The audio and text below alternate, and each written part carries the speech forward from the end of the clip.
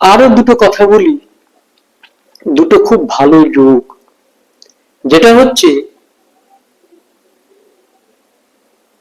এই যে এত প্ল্যানেটস আছে, 9টা গ্রহ,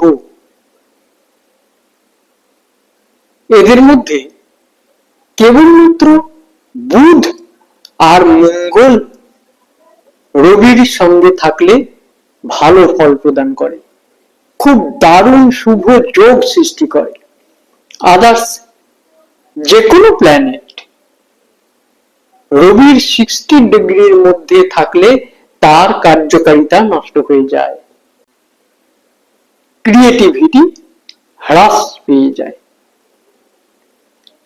অর্থাৎ এই রবি আর বুধ যদি রাশি চক্রে যে জায়গাগুলো বললাম এই জায়গাগুলো একসঙ্গে থাকে, ব্যবসা ভিত্তিক দারুণ শুভ যোগ সৃষ্টি করে।